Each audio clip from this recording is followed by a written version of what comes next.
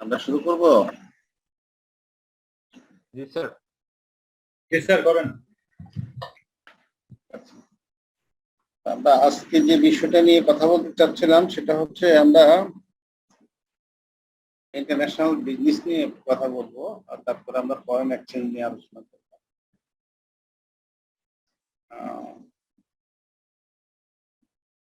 In fact international business,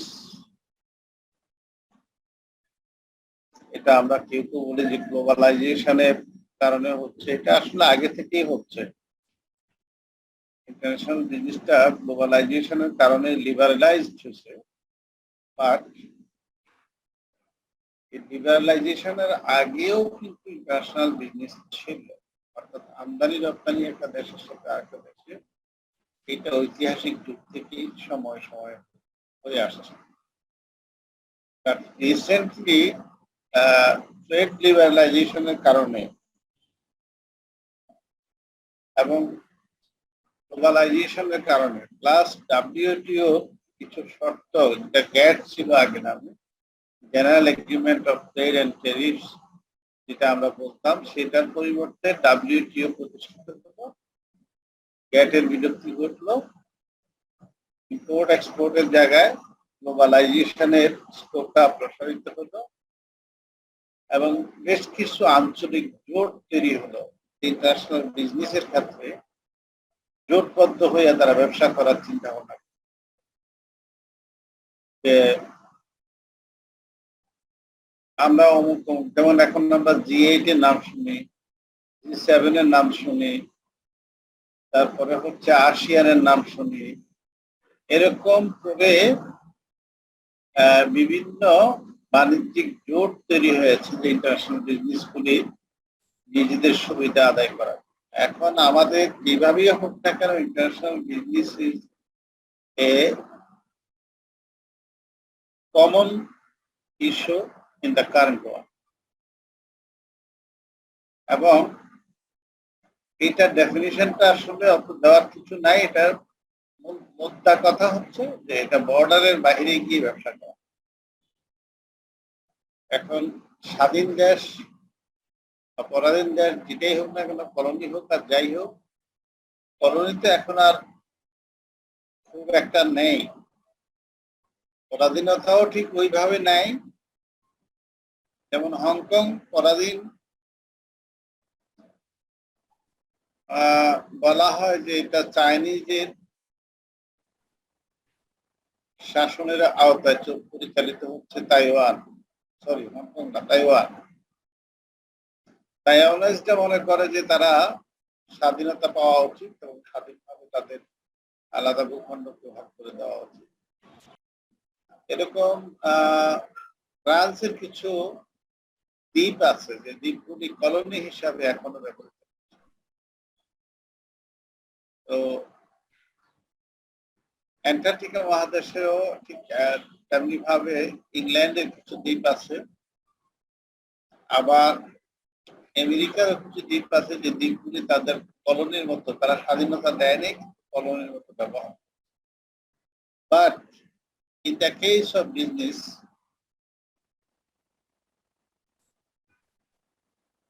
বিজনেসের ক্ষেত্রে কিন্তু তারা কলোনিয়াল যে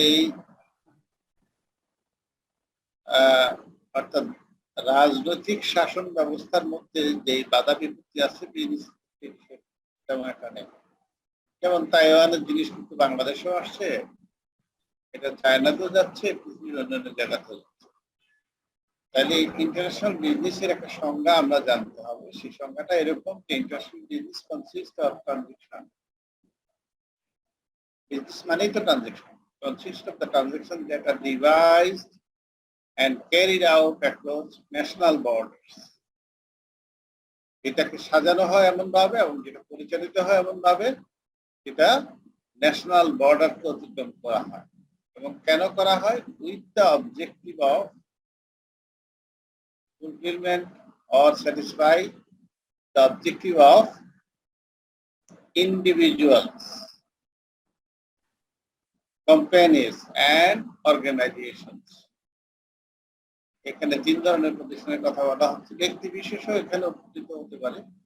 আমি একটা বিল্ডিং তৈরি করব, আমি আমার শপিং মল তৈরি করব,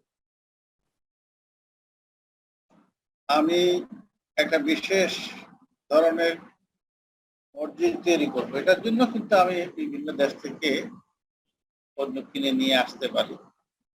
আবার কোম্পানি হিসেবেও কিন্তু আমি আনতে পারি, কারণ আমি আমি এটাকে প্রসেসিং করে এটা বিক্রি করার জন্য, অথবা সরাসরি এনে সরাসরি আবার বিক্রি করার জন্য এজেন্ট হিসেবে।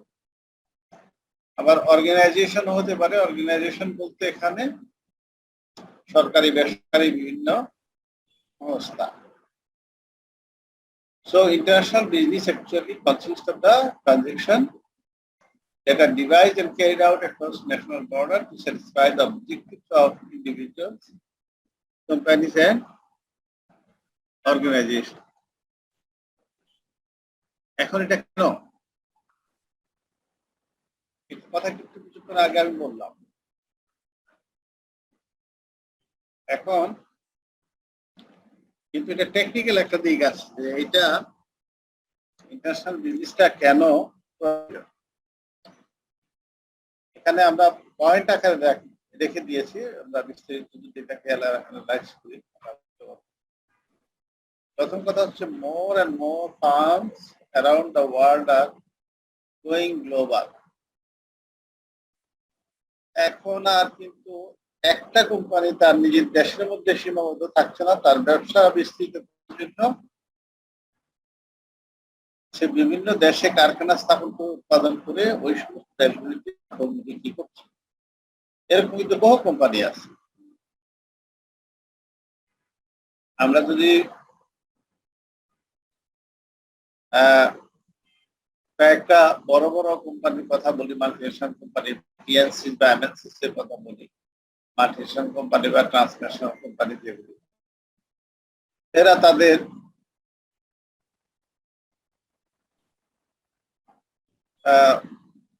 ওয়ার্ল্ডের বিভিন্ন জায়গায় বিনিয়োগ, অর্থাৎ যেটা ফরেন ডাইরেক্ট ইনভেস্টমেন্ট, যেন আমাদের দেশে আমরা ইপিজেড করেছি, বেসরকারি এবং সরকারি ইপিজেড করেছি। এই ইপিজেড গুলিতে আমরা নির্দিষ্ট কোম্পানিকে এসে কারখানা স্থাপন করে এখানে মালামাল তৈরি করে বাংলাদেশের মার্কেটেও বিক্রি করার জন্য সুযোগ দিতে পারি, অথবা বাংলাদেশ ছাড়া এশিয়া অঞ্চলের জন্য। কারণ সে জানে যে আমেরিকায় তার যদি ফ্যাক্টরি তৈরি করে আমেরিকা থেকে ওই মাল কাঁচামাল যোগান দিয়ে আবার ওখান থেকে এইটাকে ফিনিশ গুডসে পরিণত করে আবার যদি এশিয়ার কোনো মার্কেটে সেল করতে হয় তাহলে তার জন্য কষ্ট বেশি। সেই জন্য সে এই দিকের কোনো একটা দেশকে বেছে নেয়, এশিয়া অঞ্চলের একটা দেশকে বেছে নেয় যেখানে তার জন্য বিনিয়োগ বান্ধব পরিবেশ আছে বা সে মনে করে যে এখানে করলে আমাদের সুবিধা। তখন এই অঞ্চলের মার্কেটকে ধরার জন্য তারা এখানে তো এইটা এখন কিন্তু সহজ হয়ে গেছে। আগে যতটা প্রোটেকশনিজম ছিল, যে সংরক্ষণবাদী নীতি ছিল, যে একটা দেশ বলতো যে না বিদেশি কোম্পানি আমার দেশে এসে এই কারখানা স্থাপন করতে পারবে না, যদি করে তাহলে সে আমার লেবার যদি না নেয়, আমার দেশে শিল্প কারখানা যদি ওরকম থাকে তাহলে তারা দেশে প্রতিযোগিতা টিকতে পারবে না, তখন আমাদের কারখানাগুলি ক্ষতিগ্রস্ত হবে, আমার দেশের কারখানার লেবাররা চাকরি হারাবে। এখন এইটার পরিবর্তন সরকার করতেছে যে না, আমার এখানে যে কারখানা আছে যদি এই কারখানার কম্পিটিশনে আমেরিকা বা ইউরোপের বা অন্য দেশের ডেভেলপ কান্ট্রির অন্য কোনো কারখানার সাথে যদি প্রতিযোগিতা টিকতে না পারে, তাহলে আমি সে ধরনের কারখানা না রেখে ম্যান পাওয়ারকে অন্যভাবে ইউটিলাইজ করতে পারি কিনা, ম্যান পাওয়ার আমি অন্য দেশে রপ্তানি করতে পারি, অথবা আমার ম্যান পাওয়ারকে আমি তৈরি করে সে কারখানার উপযোগী করে সে কারখানায় আমি তাদের কর্মসংস্থান সুযোগ সৃষ্টি করতে পারি। আমি কারখানা স্থাপনের বিকল্প হিসেবে আমাকে এটা কিন্তু করছে। আপনার যদি কারো অভিজ্ঞতা থাকে, ইভেন ছোট দেশ কম্বোডিয়া অথবা শ্রীলঙ্কা, ইভেন তাইওয়ান, মালয়েশিয়া, তারপরে আমাদের এই দক্ষিণ এশিয়া বা দক্ষিণ পূর্ব এশিয়ার কথা বলছি আমি, তারপরে Vietnam, Thailand, except Singapore to some extent তারা নিজেরা স্বয়ং সম্পূর্ণ হয়ে গেছে, অন্য দেশগুলির কাছাকাছি চলে গেছে। তারপরেও তাদের দেশে কম, আমাদের দেশ থেকে শ্রমিক নিয়ে তাদের দেশের কারখানাগুলি চালা। তো যে কথাটা আসছে এখানে, relocate of the manufacturing firm, relocate of the service companies, এবং এই এটা ছাড়া বাইরে, এর বাহিরেও কিন্তু আর্ট, ফিল্ম এন্ড মিউজিক কোম্পানির ভিডিও গ্লোবাল তাদের জায়গা করে দিচ্ছে। সুতরাং যখন আমি জানি যে সুযোগগুলি আছে, তখন আমাকে ইন্টারন্যাশনাল মার্কেটে ইন করতেই হবে। গ্লোবাল এই সুযোগগুলির কারণে ইন্টারন্যাশনাল বিজনেস বাড়ছে।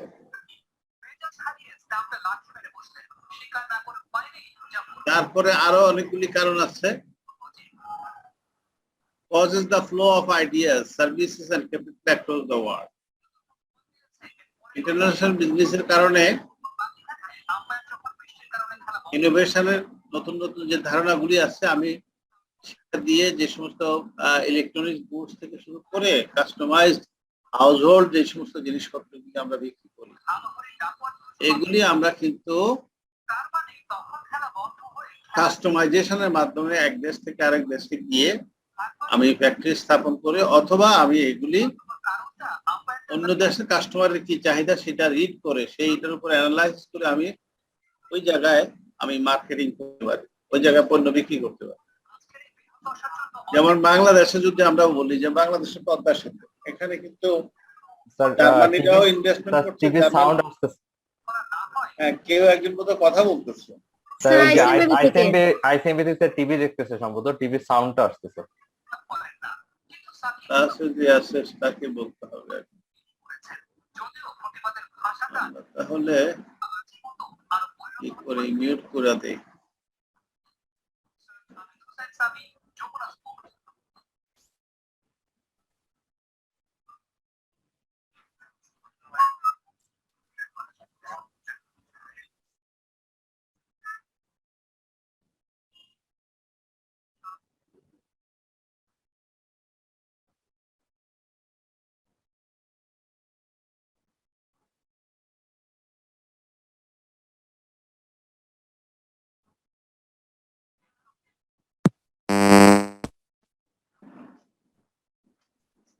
হ্যালো, জি স্যার, শোনা যাচ্ছে আপনার কথা।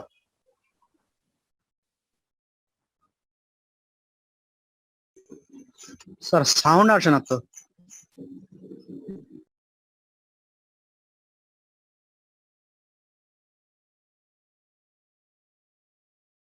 আপনাকে শুনতে পাচ্ছি না।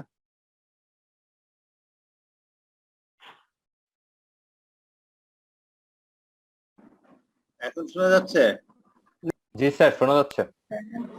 জি, এখন শোনা যাচ্ছে। আচ্ছা, ঠিক আছে।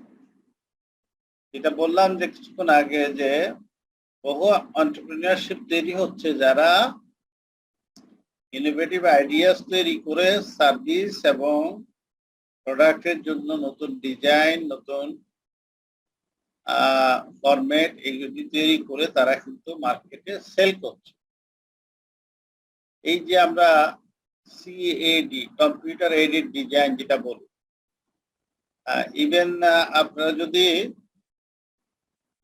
গুগল সার্চ দেন যে আমি 2 তলা বাড়ি করতে চাই, I want to C the design of a house, low cost house, আমি 10 লাখ বা 15 লাখ টাকা দিয়ে আমি একটা ছোট বাড়ি করব আমার জায়গার মধ্যে। এটা গ্রামেও হতে পারে, এটা শহরেও হতে পারে, বা শহরেও হতে পারে। আপনি দেখবেন যে ওরকম একটা হাউসের ডিজাইন আপনি পেয়ে যাচ্ছেন। What is it? তার মানে হচ্ছে এটা আর্কিটেক্টের কাছে না গিয়েও কিন্তু আপনি আর্কিটেকচারাল ডিজাইন নেটের মাধ্যমে খুঁজে বের করে আপনি কিন্তু এই জিনিসটা পেয়ে যাচ্ছেন। তার মানে হচ্ছে এই যে গ্লোবাল ইন্টারন্যাশনাল বিজনেসটা, এটা অটোমেটিক্যালি এক্সপান্ড হচ্ছে। কোথায় কি একজন এরকম একটা বাড়ির ডিজাইন করলো সেটা কিন্তু আমি এখন নেট থেকে ডাউনলোড করে আমি এটা ব্যবহার করতে পারছি। এখন কত লোকে ডাউনলোড করলো সেটার জন্য মাইক্রোসফট কিন্তু আমার এই ডিজাইনটার জন্য আমাকে পয়সা দিয়ে দিচ্ছে। সো ইন্টারন্যাশনাল বিজনেস ডিফারেন্ট ওয়েতে হচ্ছে। এই যে বললাম যে এন্টারপ্রেনারশিপ ডেভেলপ করছে, যে লো কস্ট হাউজিং, দোতলা বাড়ি, আড়াইতলা বাড়ি, তারপর ডুপ্লেক্স বাড়ি, বিভিন্ন বাড়ির ডিজাইন, কস্ট ইত্যাদি ইত্যাদি দিয়ে কিন্তু অনেকে। আমি একটা উদাহরণ দিলাম। আবার বলা হচ্ছে যে সেকেন্ড, এখানে থার্ড যেটা অফার্স কনজিউমার্স নিউ চয়েস, কনজিউমারদেরকে নিজস্ব পছন্দ অর্থাৎ কাস্টমাইজেশন। আমি ড্রেস থেকে শুরু করে ফার্নিচার, আমার ব্যবহার্য যত রকমের জিনিস আছে তাকে বলা হয় মাস কাস্টমাইজেশন। অর্থাৎ মার্কেটিংটা এমন পর্যায়ে চলে গেছে যে প্রত্যেকটা কাস্টমারের আলাদা আলাদা চয়েস থাকতে পারে এবং চয়েস অনুযায়ী আমি প্রোডাক্ট বা সার্ভিস তাকে সাপ্লাই দিতে পারছি। এটা পৃথিবীর যে কোনো জায়গায় বসে। জাপানে আমি গিয়ে দেখলাম যে জাপানিজরা যে সমস্ত জিনিস তৈরি করে তাদের নিজেদের দেশের জন্য যেটা ব্যবহার করবে সেখানে লেখা আছে মেড ফর জাপান, আবার মেড ইন জাপান। এখন ওখানকার কাস্টমাররা যখন কিনতে যায় তার কাছে দুইটা চয়েস থাকে, মেড ইন জাপান যেটা সেটাও সে কিনতে পারে, আর মেড ফর জাপান যেটা সেটাও সে কিনতে পারে। এখন মেড ফরটাই বেশি তার কাছে গুরুত্বপূর্ণ হবে, কেননা ওই দেশের আবহাওয়া, ওই দেশের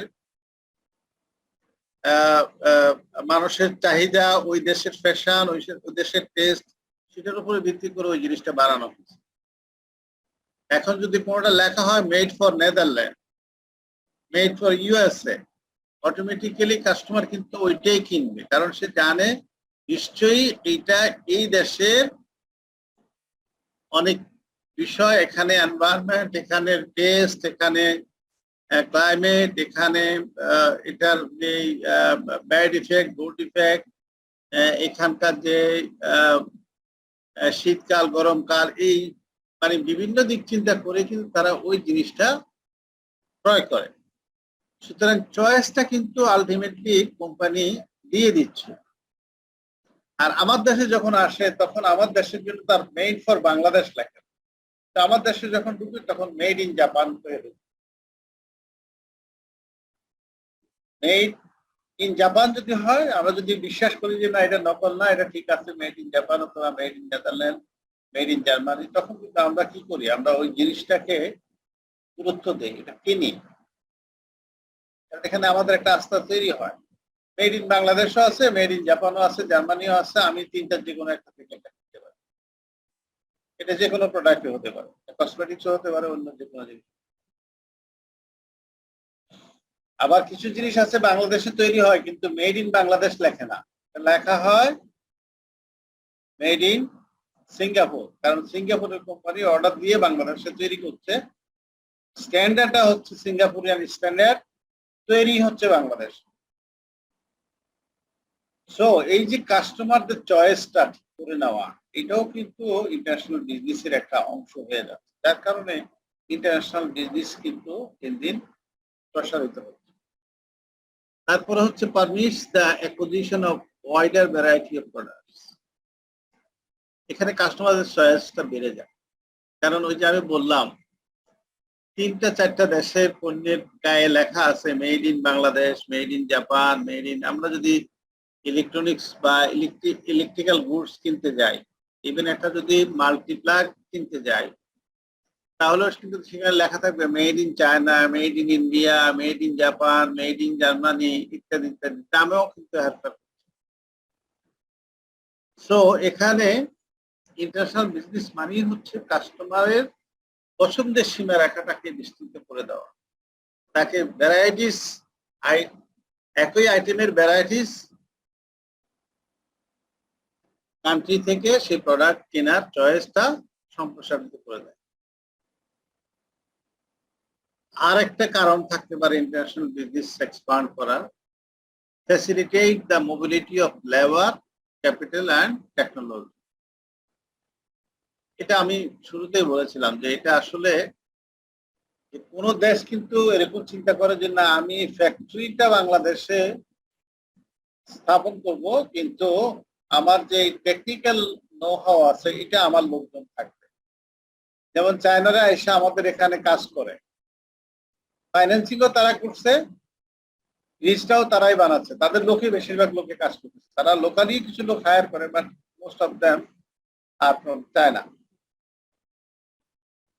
তাহলে এখানে কিন্তু ফাইন্যান্সিং এর সাথে লেবারটাও মোবিলাইজ করছে, অর্থাৎ ক্যাপিটালের সাথে লেবারটাও মোবিলাইজ করছে।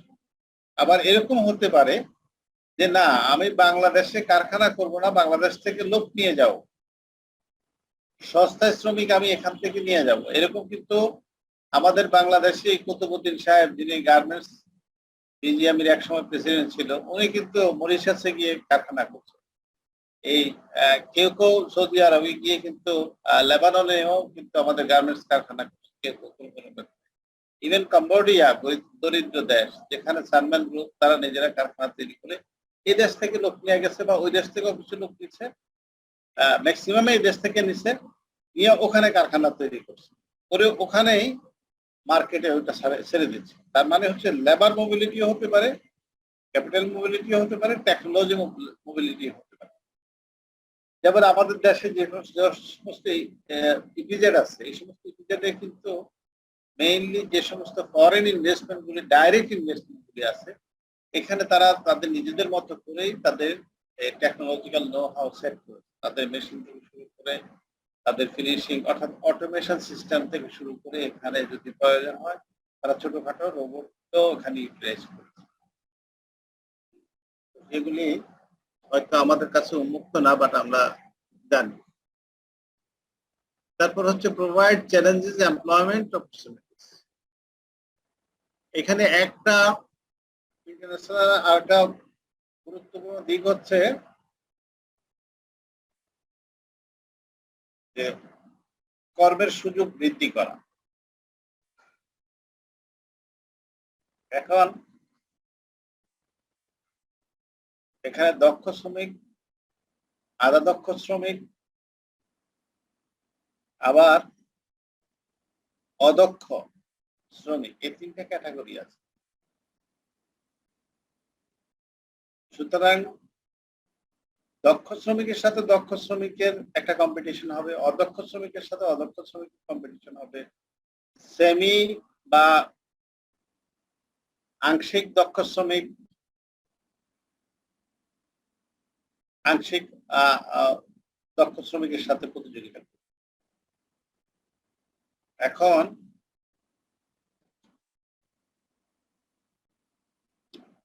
এটা বলা হয় যে যেখানে শ্রমিক দরকার, সেখানে যেখানে শ্রমিক দরকার নাই, মেশিন মানুষের কাজ করছে, সেখানে কিন্তু চ্যালেঞ্জ নাই। কিন্তু একেবারে মানুষ ছাড়া কোনো কারখানা চলবে এটাও কিন্তু সম্ভব না।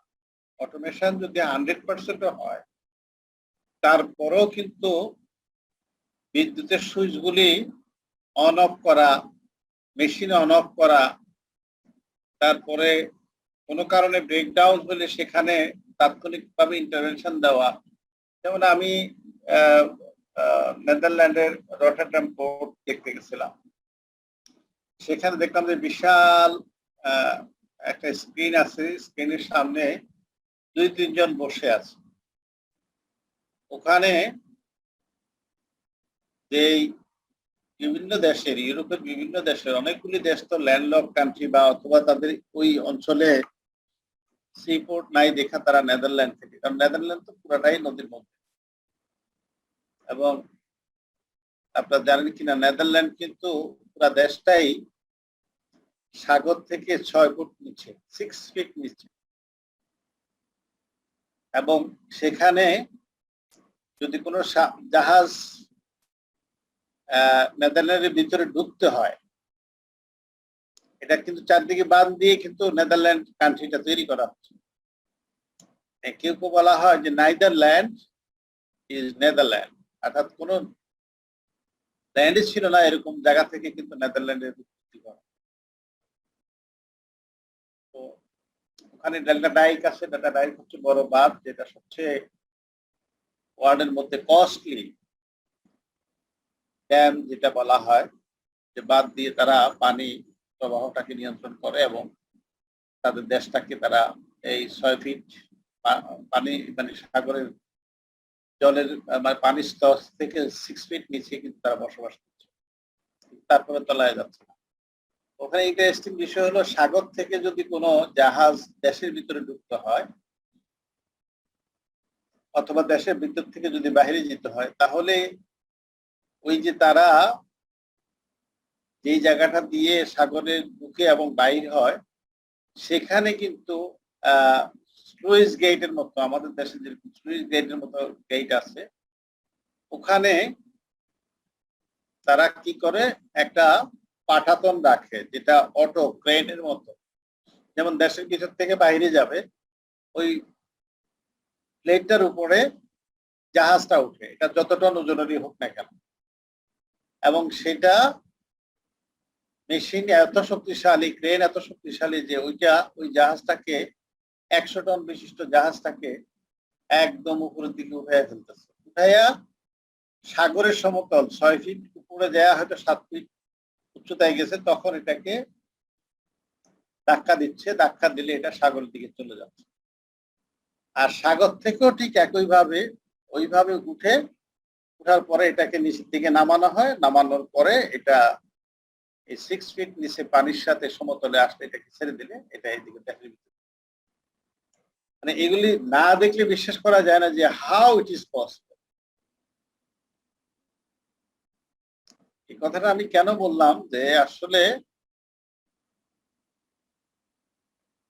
মানুষ কিন্তু প্রয়োজন হয়, যত ধরনের অটোমেশন বা রোবট যত কিছু হোক না কেন। আমি অনেকগুলি কারখানাও দেখেছি, যে কারখানায় মানে সিস্টেমটা, অটোমেশন সিস্টেম তারা চালু করে রাখছে, কিন্তু তারপরও সেখানে কিন্তু যে স্ক্রিন আছে, স্ক্রিনে এবং যেই স্ক্রিনটা ফলো করে সেটা কিন্তু একটা লোক বেশিক্ষণ বসে থেকে সে অ্যাটেনশন দিতে পারে না। তারপর পরে মানে 2 থেকে 3 ঘন্টা বা 4 ঘন্টা পর পরে একজন পরিবর্তন হয়ে আসে, রিফ্রেশমেন্টের পরে সে আবার আসে, আবার সে কিছুক্ষণ বসে আবার চলে যায়।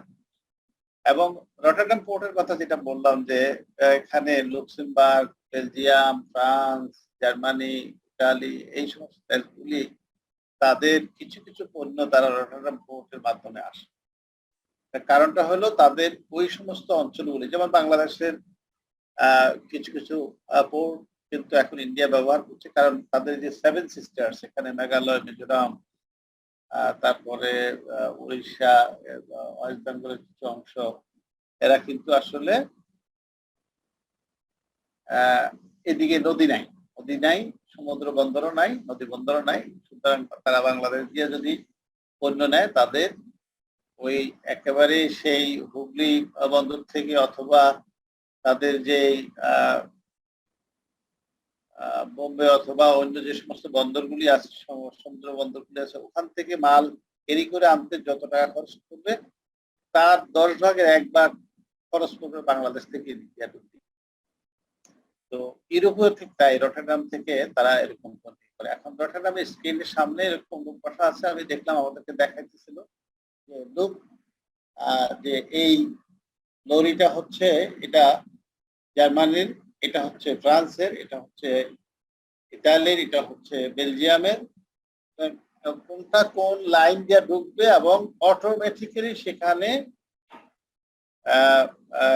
ইয়েটা, যে তাদের যেই ভেহিকেল গুলি মুভমেন্ট করে প্রত্যেকটারই কিন্তু একটা নাম্বার উঠে, এবং সেই নাম্বারের এগনেস্টে তাদের কাছ থেকে রয়্যালিটিটা অটোমেটিক্যালি কম্পিউটার সিস্টেমে চলে যায়, এবং তারা একটা পেমেন্ট করতে হয়, এবং অ্যাডভান্স পেমেন্ট।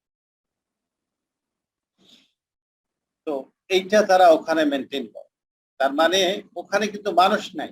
এই যে লরিগুলি বা এই যে ট্রাক যেগুলি মাল লোডিং আনলোডিং করে, কোনো মানুষ কিন্তু নাই। মানুষ ছাড়াই কিন্তু সেখানে এই সমস্ত পণ্যের জাহাজ থেকে লোডিং আনলোডিং হচ্ছে। দুই একজন মানুষ আছে যারা অবজারভেশনে থাকে বা ওখানে কাজ করে। এখন তারপরও একটা কথা থেকে যায় যে এমপ্লয়মেন্ট অপরচুনিটিস এর জন্য চ্যালেঞ্জ যেটা তৈরি করা হচ্ছে, আমরা যেটা বললাম যে এই চ্যালেঞ্জ গুলো হচ্ছে ওই জায়গায় যে আমরা কি দক্ষ শ্রমিক দিয়ে অন্যদের সাথে প্রতিযোগিতা করব নাকি অদক্ষ দিয়ে করবো। যেমন আমাদের সাথে এখন কিন্তু ভিয়েতনাম, থাইল্যান্ড এখন কম, আগে কিন্তু অনেক থাইল্যান্ড এখনো আছে, থাইল্যান্ডের লোকজন, ফিলিপিন্সের লোকজন, বাংলাদেশের লোকজন, ভারতের লোকজন, শ্রীলঙ্কার লোকজন, পাকিস্তানের লোকজন, এরা কিন্তু ওয়ার্ল্ডের বিভিন্ন জায়গায় গিয়ে কাজ করে।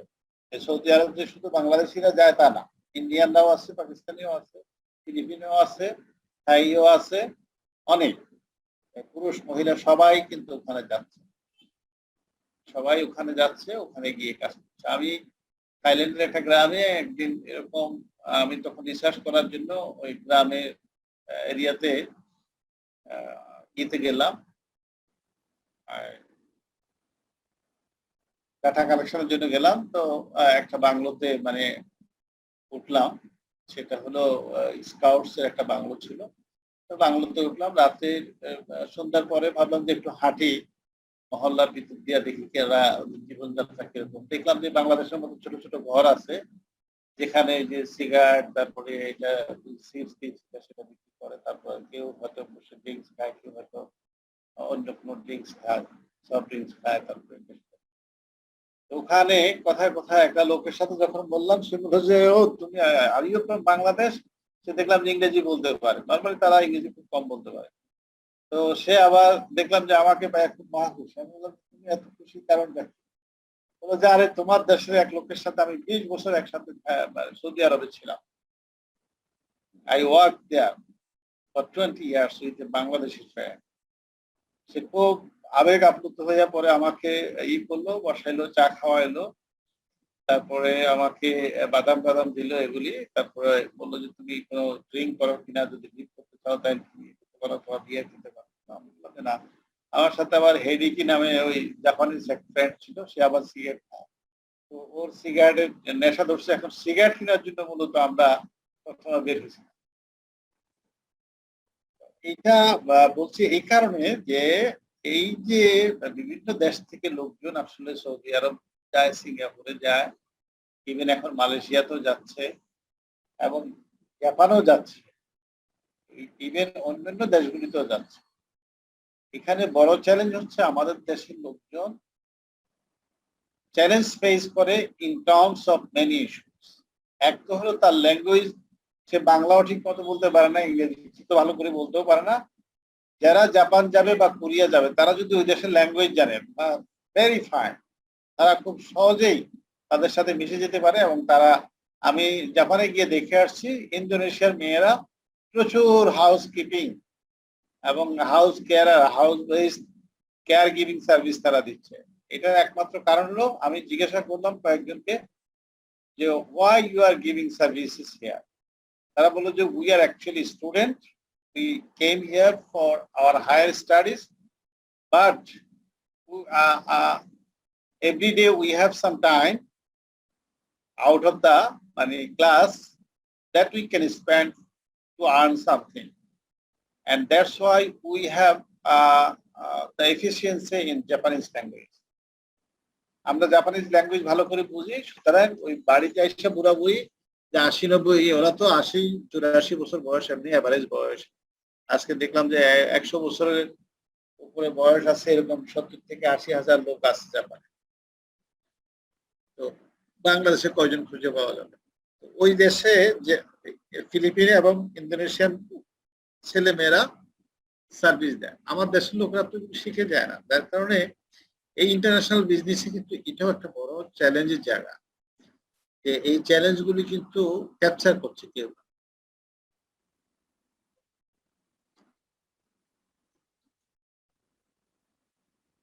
আর এই লাস্ট যেটা আমরা বললাম, relocates resources, makes preferential choices and shift activities to global level, এটা তো বললামই। এখন এটা আমাদের দরকার নাই, ইন্টারন্যাশনাল বিজনেস কত ধরনের হতে পারে এটা ইম্পর্টেন্ট। এটা এক্সপোর্ট এন্ড ইম্পোর্ট তো হচ্ছে আদিকাল থেকে ট্রেড, এটা আছেই। এফডিআইটা কিন্তু আদিকাল থেকে ছিল না। এফডিআই এর কনসেপ্টটাই আসে মূলত 80 দশকের শেষের দিকে, যখন বিভিন্ন দেশ প্রাইভেটাইজেশনের দিকে গেল, মার্কেট ইকোনমি আসতে শুরু। তারপরে এফডিআই এর পাশাপাশি আরেকটা যে ধরন ইন্টারন্যাশনাল বিজনেস, সেটা হলো লাইসেন্সিং। যে আমি এজেন্সি খুললাম, স্যামসাং এর লাইসেন্স নিয়ে আসলাম, স্যামসাং কোম্পানি আমাকে লাইসেন্স দিয়ে দিল, আমি সেই লাইসেন্সের ভিত্তিতে একটা পারমিশন পেয়ে গেলাম তার পণ্য বিক্রি করার জন্য বাংলাদেশে এবং ইভেন বাংলাদেশের পার্শ্ববর্তী দেশেও আমি বিক্রি। তারপরে হচ্ছে ফ্র্যাঞ্চাইজিং, এটাও এক ধরনের ইন্টারন্যাশনাল বিজনেস। এটা বলা হচ্ছে যে একটা ফার্ম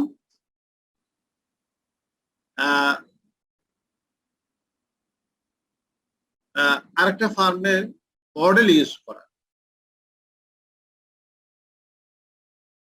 যে ফার্মটা সাকসেসফুল, যার প্রোডাক্টটা অনেক ভালো ওয়ার্ল্ড ওয়াইড, সেই ব্র্যান্ডটাকে, যেমন ইউনিলিভার, এটা কিন্তু একটা ফ্র্যাঞ্চাইজের মতো। বাংলাদেশ যদি ইউনিলিভার বাংলাদেশ লিখি আমরা, ইউনিলিভার বাংলাদেশ মানে হলো it's a franchising company, it is not a joint venture, it is not a licence. তারপর হচ্ছে ম্যানেজমেন্ট কন্ট্রাক্টস। তাহলে এই যে 5টা ধরনের মধ্যে ম্যানেজমেন্ট কন্ট্রাক্টটাও একটা এক ধরনের। ম্যানেজমেন্ট কন্ট্রাক্টটা হলো ইটস অ্যান অ্যারেঞ্জমেন্ট, যেটার মাধ্যমে যে আমি অপারেশনটা এবং যে এন্টারপ্রাইজটা যেটা আমার দেশে থাকবে সেটার উপরে আমার কন্ট্রোলটা কি করা। যেমন এখন বিদেশি একটা কোম্পানি বলে দিল যে ঠিক আছে তোমার সাথে আমার, এটা এই ম্যানেজমেন্ট কন্ট্রাক্টের আবার অনেকগুলি ক্লাসিফিকেশন আছে, জয়েন্ট ভেঞ্চার, পার্টনারশিপ, তারপরে এরকম বিভিন্ন রকমের ধরন হতে পারে।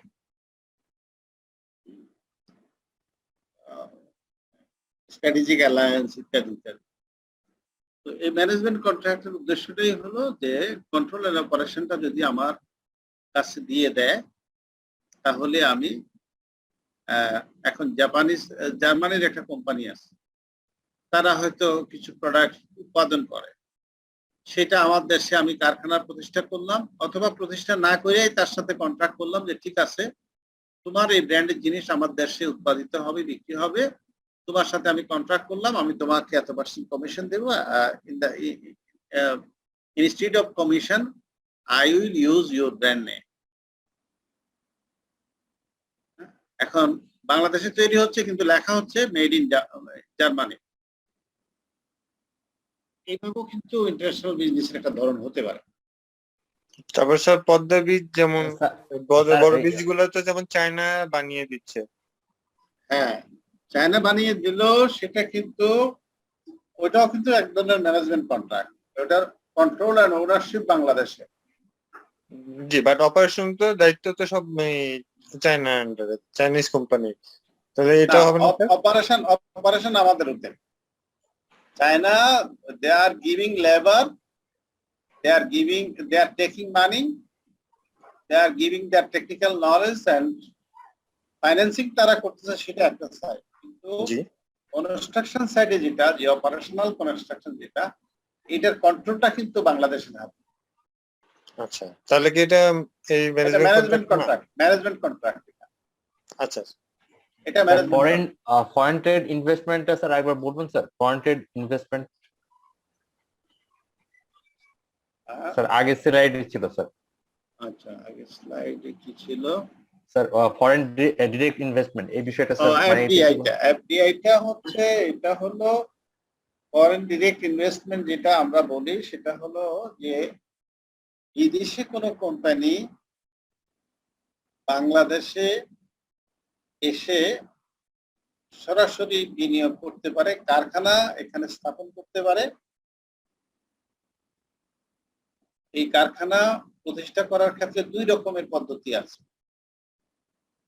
একটা হলো সরাসরি 100% তার নিজস্ব মালিকানা থাকবে, কিন্তু এই দেশের গভর্নমেন্ট তাকে জায়গা দিবে। জি এই স্যার। জায়গাটার পরিবর্তে গভর্নমেন্ট তার কাছ থেকে রয়্যালিটি নেবে। যেমন আমাদের ইপিজেড এরিয়া, সাভার অথবা জি স্যার। ইপিজেড এরিয়া আছে, এই দুইটাতে বিনিয়োগ করলে একরকম সুবিধা পাবে, আর এটার বাহিরে যদি সে বিনিয়োগ করে, এটার বাহিরেও কিন্তু করতে পারে।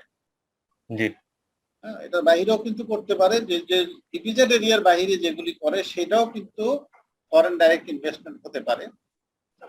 যেমন আমাদের যে রূপপুর বিদ্যুৎ কেন্দ্র, জি স্যার। এটা কিন্তু এফডিআই এর অন্তর্ভুক্ত। কারণ হলো এটা রাশিয়া আমাদেরকে এই বিনিয়োগের জন্য টাকা দিচ্ছে। আচ্ছা।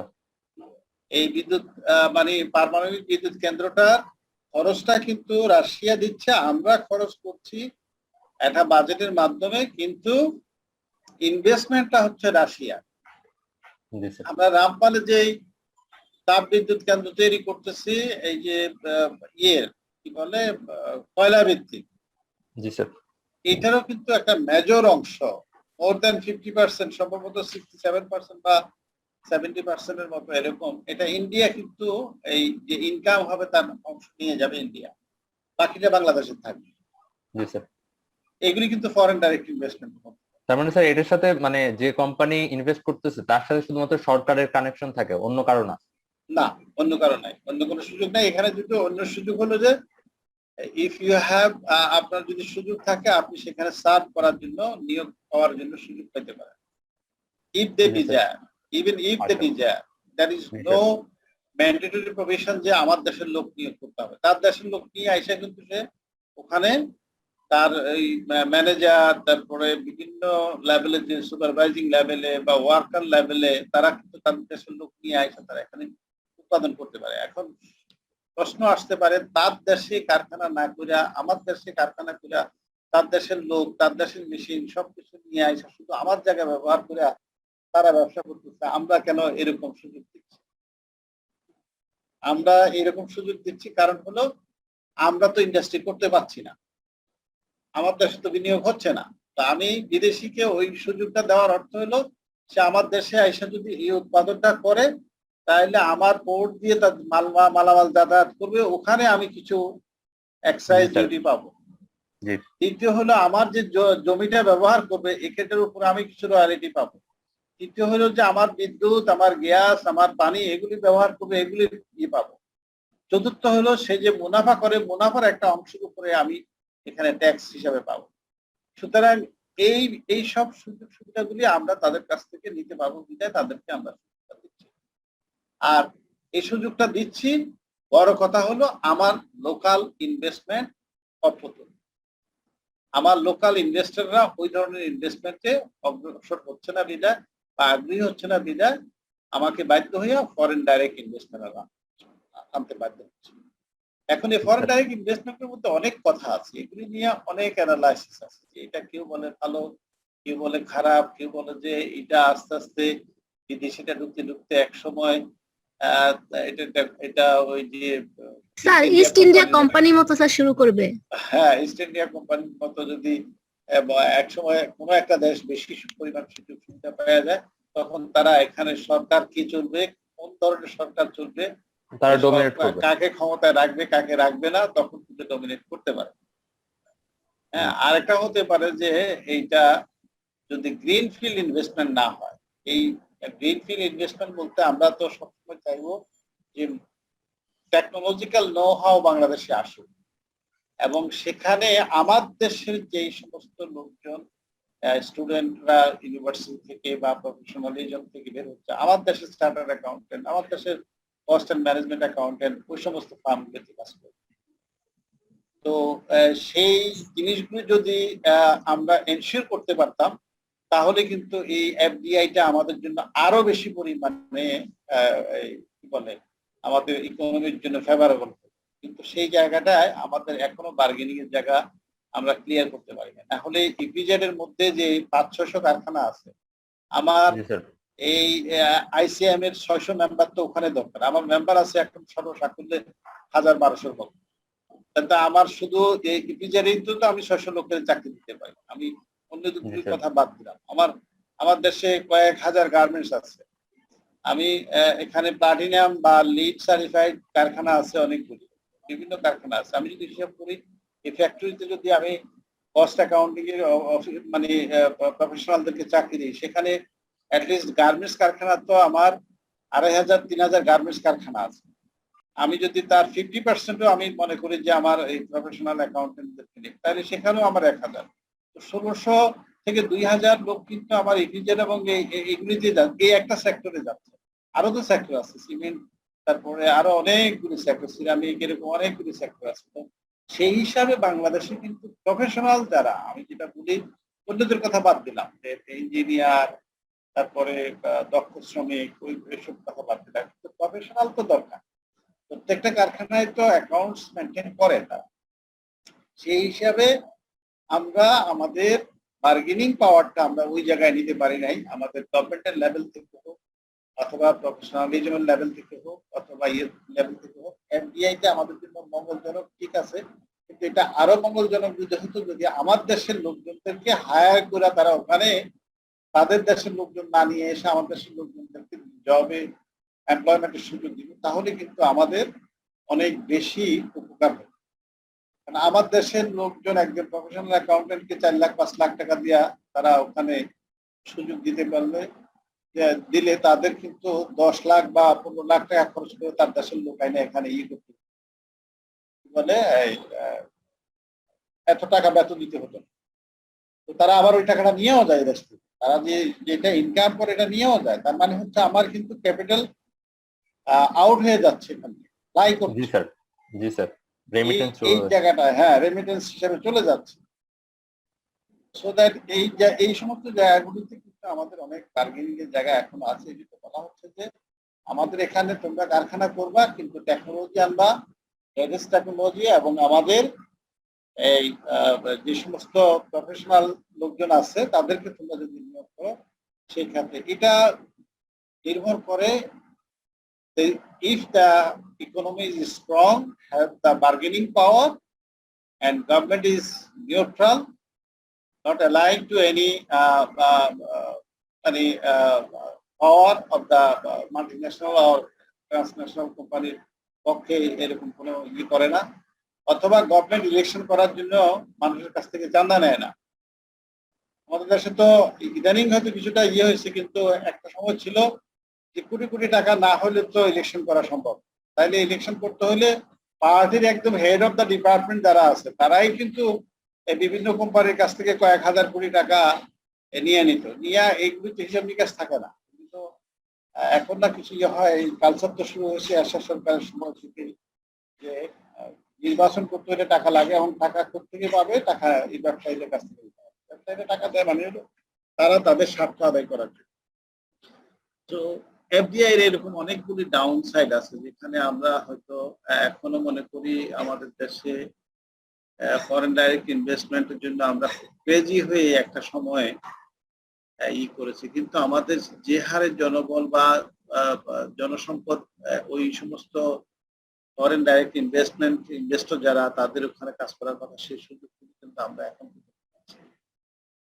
এটা আমাদের জন্য সবচেয়ে দুর্ভাগ্য। ম্যাক্সিমাম আমি তো বেশ কিছু কারখানায় গিয়েছি, আমি দেখেছি ওখানে হয় শ্রীলঙ্কার লোক অথবা ইন্ডিয়ান লোক অথবা তার দেশের লোক তারা নিয়ে এসে এখানে বসায় রাখছে, তাদের দিয়ে কাজ করাচ্ছে। আমার দেশের লোকজন কিন্তু সেখানে কাজ করছে না, অথচ আমার দেশের লোকে কাজ করলে তার বেতনও কম এবং খাটাইতেও পারে বেশি।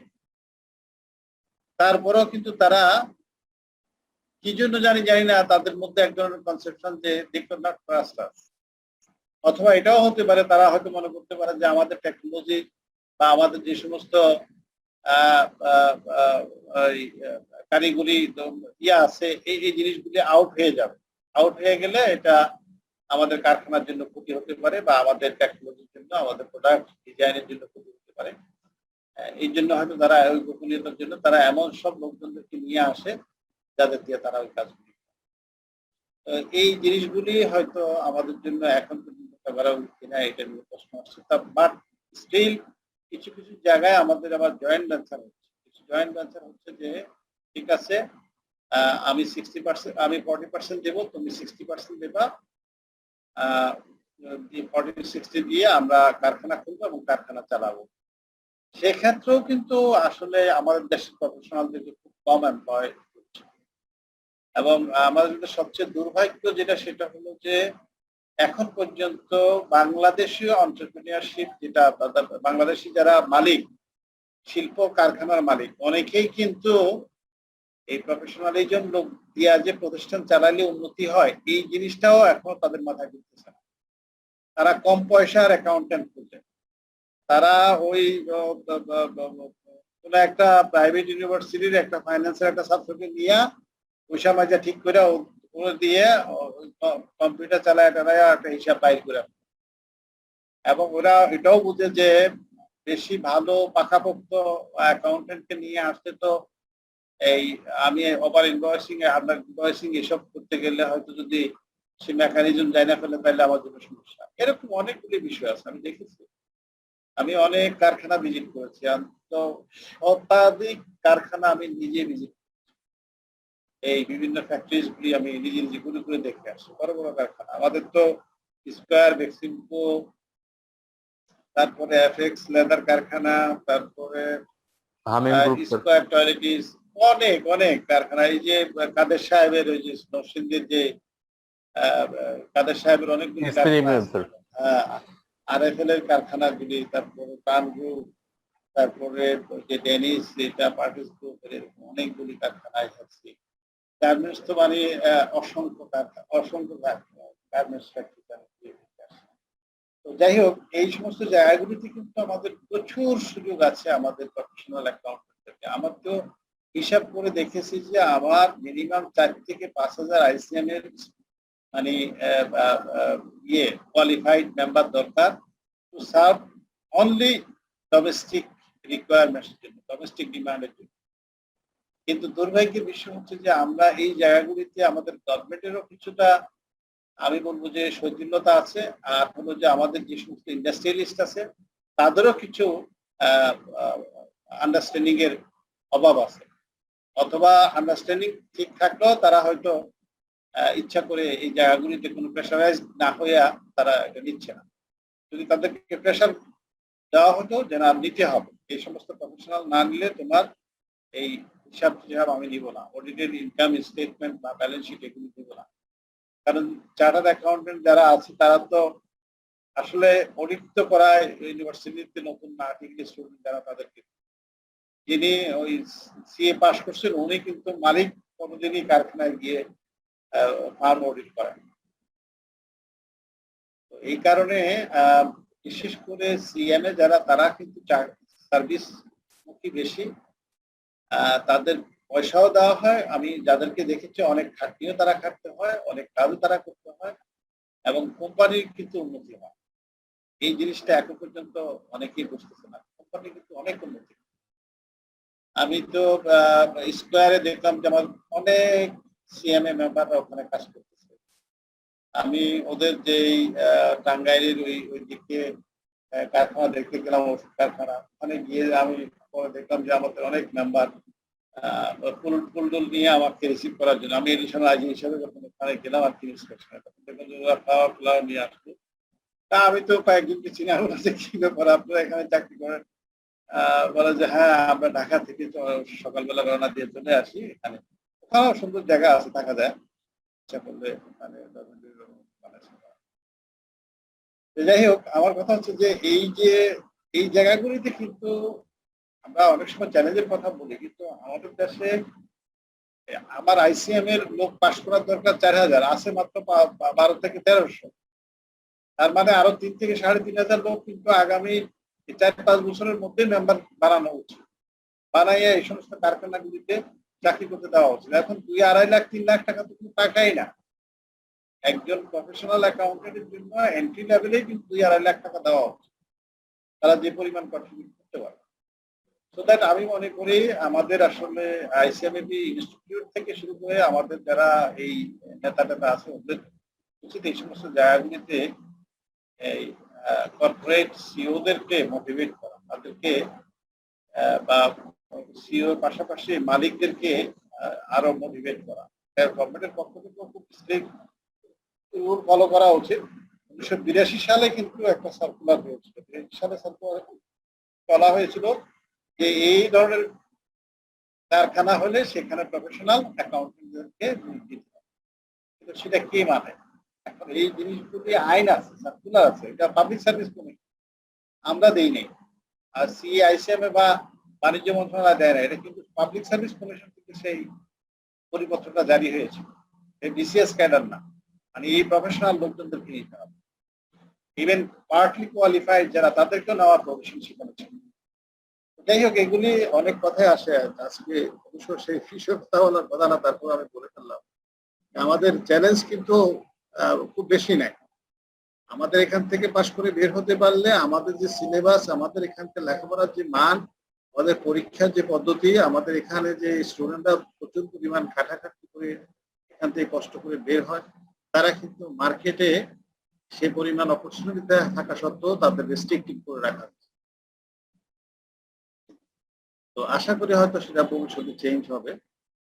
আচ্ছা, এখন ইন্টারন্যাশনাল বিজনেসের কথা বলা হচ্ছে যে এটা অবশ্য আপ ডাউন করে। ইন্টারন্যাশনাল বিজনেসটাও কিন্তু গ্লোবাল ডিসিশন, গ্লোবাল কন্ডিশন ও ইকোনমিক কন্ডিশনের উপর, যেমন এখন প্যান্ডামিক চলছে সারা বিশ্বব্যাপী, এর এক ধরনের ডিক্লাইনিং। এটা আসলে 2008 সালের আগেও কিন্তু একটা ছিল যে ফাইন্যান্সিয়াল ক্রাইসিসের কারণে অনেকগুলি দেশেই এটা ছিল, যদিও বাংলাদেশে সেটা খুব একটা এফেক্ট করে নাই। তারপরে এখানে আরো একটা হলো যে যেরকম অনেক সময় ডিক্লাইনিং এর একটা টেন্ডেন্সি থাকে, যেমন এখন রিসেন্টলি ডিক্লাইনিং এর টেন্ডেন্সিটা আছে, এবং এটা হয়তো যদি প্যান্ডেমিক মানে এই অতিমারি চলে যায় তাহলে হয়তো এটা আবার মুভিং স্টেজের দিকে চলে যেতে পারে। Rate of globalisation is accelerating. এই যে গ্লোবালাইজেশনের কথা যেটা বললাম, যে মানুষ কিন্তু এখন থাইল্যান্ডে কিন্তু বিএমডাব্লিউ এর অ্যাসেম্বলিং হয়। তার মানে হলো বিএমডাব্লিউ শুধু জার্মানি অথবা ফ্রান্স বা এবং ইউএসএ শুধু তৈরি করে না, বিএমডাব্লিউ কিন্তু এই অঞ্চলের লোকেরাও কিনে ব্যবহার করে। সো এটা অ্যাক্সিলারেটিং হচ্ছে, গ্লোবালাইজেশন অ্যাক্সিলারেটিং হচ্ছে। Regionalisation is taking place resulting in trading blocs. এটা নিয়ে আমি কিছুক্ষণ আগেই কথা বললাম যে আসিয়ান রিজিয়ন, বিমস্টেক, তারপরে হচ্ছে সার্ক রিজিয়ন, এরকম কিন্তু অনেকগুলি, এই যে G7, G8, G11, এরকম বিভিন্ন গ্রুপ। এগুলি আমি সামনে স্লাইড দেখাবো যে how the regional areas R becoming a blocks for their own interest. তারপর হচ্ছে participation of countries in the world trade is shifting. এখানে শুধুমাত্র কোম্পানি যে যায় এরকম না, দেশও কিন্তু participation of countries in the world trade is shifting. এখন ইন্ডিয়া, ব্রাজিল, বাংলাদেশ এখনো ঢুকছে কিনা জানি না, কোথায় ইন্ডিয়া কোথায় ব্রাজিল, তারপরে ওটার সাথে আরো দুইটা দেশ মতো আছে, আমি মনে করতে পারছি না। যাই হোক, এটা ওরা একটা ব্যাংক তৈরি করতেছে, মানে আইএফআইসি, তারপরে হচ্ছে আইডিবি, এডিবি, এগুলির মতো একটা ইন্টারন্যাশনাল ফাইন্যান্সিং ইনস্টিটিউশন তৈরি করতে চাচ্ছে। তার মানে হচ্ছে দেশ কিন্তু ব্যবসা থেকে অন্য ধরনের ব্যবসায়, নর্মাল গুডস এন্ড সার্ভিসেস এর বাইরে কিন্তু ফাইন্যান্সিয়াল সার্ভিসেস সেক্টরের দিকেও গ্লোবালাইজেশনের সুযোগ নিয়ে বা ইন্টারন্যাশনাল বিজনেসের সুযোগ নিয়ে কিন্তু এরকম প্রতিষ্ঠান তৈরি করছে। যেমন হংকং সাংহাই ব্যাংক কর্পোরেশন, যেটা আমরা এসএসবিসি বলি। তার মানে হলো এটাও কিন্তু এক ধরনের পার্টিসিপেটরি সিস্টেম অফ ব্যাংকিং, যেটা বাংলাদেশে একটা অংশ তাদেরকে দেয়। ওই কোম্পানির এখানে একটা ব্রাঞ্চ খুলে এবং এখানে ব্যবসা করে, এখানে ফাইন্যান্সিয়াল মার্কেটে ঢুকে আছে। এখানে হাবিব ব্যাংক আছে পাকিস্তানের, এখানে এসএসবিসি আছে। হ্যাঁ, এরকম কিন্তু ফরেন ব্যাংকও কিন্তু বাংলাদেশে আছে। বাংলাদেশের যে 63টা ব্যাংকের কথা বলা হচ্ছে, ব্যাংক ফাইন্যান্সিয়াল ইনস্টিটিউশন, তার বাইরে কিন্তু ফরেন ব্যাংকও আছে, তারাও কিন্তু এখানে ব্যবসা করে যাচ্ছে। হ্যাঁ, কাতারের ব্যাংক আছে, বাংলাদেশে সৌদি ব্যাংক আছে, সেভিনকো আছে। Recent changes in the composition of trade, এটা আসলে ট্রেডের ভলিউম দিন দিন বাড়তেছে। এটা বলার অপেক্ষা রাখে না যে মানুষের চাহিদার পরিবর্তন হচ্ছে এবং মানুষের চাহিদার পাশাপাশি যে দ্রব্যের গুণগত মান এবং দ্রব্যের যে সিনথেটিক বায়োলজি, যেটা আমরা বলি, যে আগে কিন্তু একটা বিল্ডিং বানাইতো ইট গাইতে গাইতে, এখন ব্লক তৈরি করে করে কিন্তু বিল্ডিং রাতারাতি একটা বিল্ডিং বানাইতে 2-3 মাসের মধ্যে, কিন্তু 2 মাসের মধ্যে একটা 10তলা বিল্ডিং বানানো সম্ভব। তারপরে সিনথেটিক বায়োলজির কথা যেটা বলছি, আমরা অনেক আইটেম আছে যেগুলি আগে আমরা দেশীয় ট্রেডিশনাল আইটেম দিয়ে আমরা তৈরি করতাম, সেগুলি কিন্তু এখন আমরা এই এই যে কিচেন ওয়ার, যেগুলি আমরা যেটা বলি যে রান্নাঘরের যে সমস্ত জিনিসপত্র, এগুলির দিকে তাকালে কিন্তু আমরা বুঝতে পারি যে আগে আমরা কিন্তু লোহার, স্টিলের এটা সেটা ব্যবহার করতাম, এখন কিন্তু ওই সমস্ত জায়গায় সব সিনথেটিক বায়োলজি। অনেক চেঞ্জ হয়ে যাচ্ছে, শিফটিং হচ্ছে যে নতুন করে মানুষ বিভিন্ন ধরনের ইনোভেশন দিকে যাচ্ছে এবং সেখান থেকে এইসব জিনিসগুলি মার্কেটে ছেড়ে দিয়ে তারা কিন্তু কম্পিটিশনে, অনলাইন শপিং এ গেলেই তো আপনারা অনেকে দেখতে পাবেন এখানে কত রকমের জিনিস যে ঢুকতেছে। বিশেষ করে আলিবাবাতে যদি যান দেখবেন যে একটা গড ডেকোরেশনের জন্য কি ধরনের পর্দা টর্দা একদম মেইন ইন পজিশনে পাওয়া যায়। সবগুলি আপনি যেরকম চাইবেন সেরকম বেচা বেচা খুঁজে খুঁজে আপনি সেটাকে অর্ডার করতে পারেন। সো এই যে কম্পোজিশন অফ ট্রেড, এটা কিন্তু প্রাইমারি কমোডিটি সে এখানে ম্যানুফ্যাকচারিং গুডস, এইটার যে ধরনটা এটা পুরোপুরি চেঞ্জ হয়ে যাচ্ছে। এখন গ্লোবাল লিঙ্কটা কি? International business has created A network of global link. এখানে ইন্টারন্যাশনাল বিজনেসের কারণে আসলে লিঙ্ক তৈরি হচ্ছে that binds countries, institutions and individuals with trade, financial markets, technology and living standards. আজকে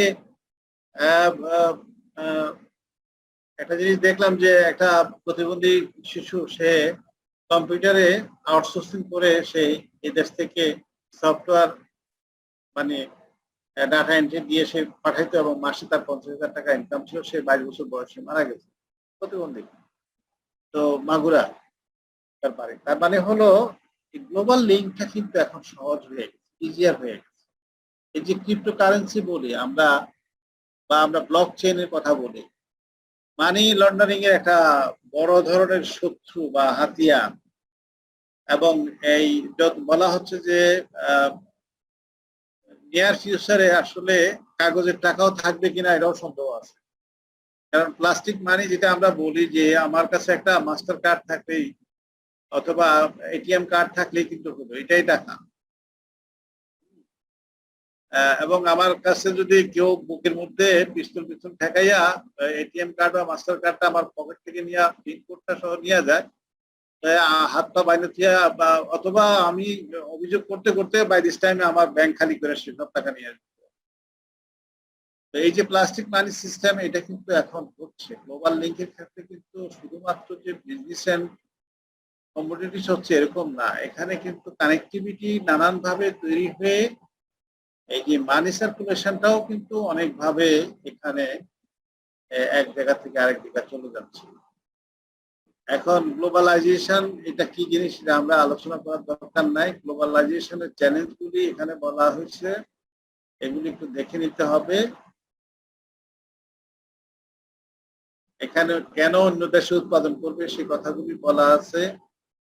এবং গ্লোবালাইজেশনের জন্য কি কি অর্গানাইজেশন গুলি গ্লোবালাইজেশনটাকে ট্রিগারিং করছে, মানে এটা বাড়তে সুযোগ দিচ্ছে। ডাব্লিউটিও এটার মধ্যে একটা অন্যতম আছে। তারপরে হচ্ছে IMF আছে, ওয়ার্ল্ড ব্যাংক আছে, ইউনাইটেড নেশনস আছে, এবং গ্লোবালাইজেশন এখানে ম্যাক্রো ফ্যাক্টর আছে যে গ্লোবালাইজেশনের ক্ষেত্রে এখানে ব্যারিয়ারটা যত কমবে তত ট্রেড এন্ড ইনভেস্টমেন্ট বাড়বে এবং টেকনোলজি চেঞ্জ এটা তো হচ্ছে অহরহ। এই যে আমরা কাইজান, সিক্স সিগমা, তারপরে ডিমেই, তারপরে টার্গেট কস্টিং, এরকম অনেক নতুন নতুন ধারণা নিয়ে এসে আমরা টেকনোলজি চেঞ্জের মাধ্যমে এই সমস্ত কনসেপ্টগুলি কাজে লাগাচ্ছি। গ্লোবালাইজেশন ডিবেট এটা ভালো না খারাপ, এটা আমার মনে হয় আমি আর এখানে আলাপ না করি। Globalisation, jobs and income, first 21st সেঞ্চুরিতে গ্লোবাল ইকোনমি, এটা অবশ্য 21st century already is going on. এখানে বলা হচ্ছে more integrated global economy presents new opportunities for firms, but it can also result in political and economic disruptions that may throw plans into disarray. এই যে কেউ একজন কিছুক্ষণ আগে বললো ইস্ট ইন্ডিয়া কোম্পানি, আসলে গ্লোবালাইজেশনের কারণে একটা নতুন ইকোনমিক কলোনিয়ালিজম তৈরি হচ্ছে কিনা সেটা নিয়েও কিন্তু প্রশ্ন আসছে। এই যে বাংলাদেশের উপরে এখন কিন্তু 3টা দেশ থেকে টর্চ দিয়ে ধরে রাখছে, কার টর্চ কত বেশি বড়, কে কত বেশি আলো দেয়া তাকে। বাংলাদেশকে এখানে ইন্ডিয়া আছে, এখানে আমেরিকা আছে, এখানে চায়না আছে, এখানে টাগ অফ ওয়ার চলতেছে। চায়না বলতেছে আমি বাংলাদেশ আমার পক্ষে থাকবে, ইন্ডিয়াও চাইতেছে বাংলাদেশ আমার পক্ষে থাকবে, আমেরিকাও চাইতেছে বাংলাদেশ আমার পক্ষে থাকবে। আবার ইউরোপিয়ান ইউনিয়ন যারা আছে তারাও কিন্তু তারা মনে করতেছে যে বাংলাদেশ তো আমাদের একটা ভালো source destination to get the supply of garments accessory, সুতরাং তাদেরও কিন্তু একটা স্বার্থ আছে। গ্লোবালাইজেশন 21st সেঞ্চুরিতে কিন্তু শুধুমাত্র যে এটা ইকোনমিক অপরচুনিটিস তৈরি করতেছে তা না, এটা কিন্তু থ্রেটসও তৈরি করতেছে। এখন আমরা কিন্তু ত্রিসংখ্য অবস্থার মধ্যে পড়ে আমাদের কি অবস্থা হবে আল্লাহ জানে, এটা আমরা জানি না। এইটা খুব দ্রুত হবে এরকম নাও হতে পারে, বাট লং টার্ম ইফেক্ট খুব একটা ভালো হয়। পাকিস্তান বা মিডল ইস্টের অনেকগুলি কান্ট্রি, ইভেন মিশর, যুদ্ধ বিগ্রহ বা অর্থনৈতিক নানান রকম টানাপোড়েন, সেটা কিন্তু বাংলাদেশে হয়তো দেখা গেল যে মৌলবাদের উস্কায় দিয়ে একরকম ঘটনা ঘটায় ফেলছে, অথবা দেখা যাবে যে এখানে হয়তো